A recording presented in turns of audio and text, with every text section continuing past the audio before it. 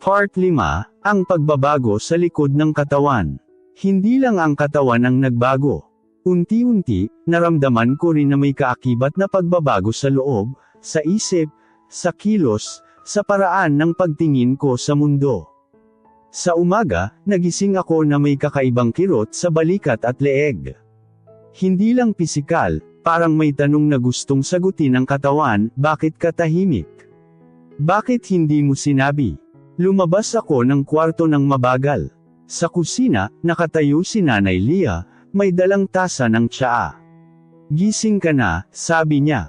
Tahimik lang ang tono, pero ramdam ko ang alintana sa likod ng boses niya. Humawak ako sa tasa, at doon ko naisip, ang bawat galaw ni Leah noon, ang bawat ngiti, ang bawat pag-aalaga niya sa iba, ramdam ko ngayon. Hindi biro ang mabuhay sa katawan ng ibang tao.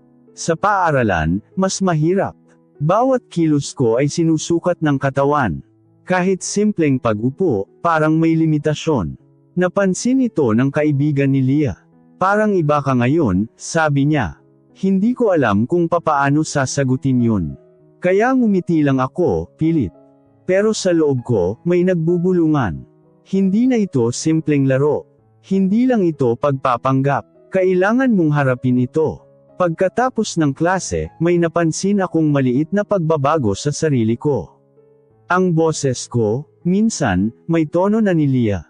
Hindi lang sa salita, sa paraan ng paghinga, sa paghinga ng damdamin. Kahit na ako si Michael, may bahid ng kanya na bumabalik sa akin. At doon, nakilala ko ang ibang bahagi niya, yung mga hindi ko alam, pero ramdam ng katawan. Ang kanyang takot, ang kanyang pangarap, ang kanyang paraan ng pag-ibig.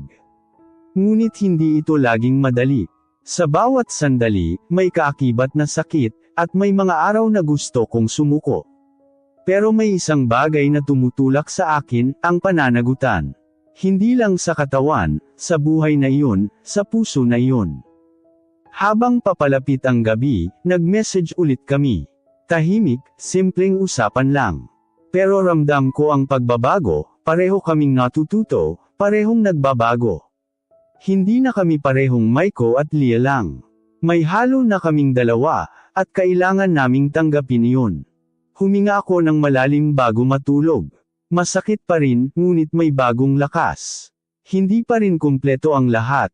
Ngunit natutunan ko, minsan, ang pagmamahal at pag-aalaga ay hindi nakikita sa kilos lang. Nandoon din ito sa pag-unawa, sa pagtanggap, at sa pagtitiis sa mahirap na sandali. At habang nakatitig ako sa kisame, alam ko, darating ang araw na hindi na kami magugulat sa sarili naming pagbabago. At darating din ang oras na ang bawat galaw, bawat salita, ay magiging totoo.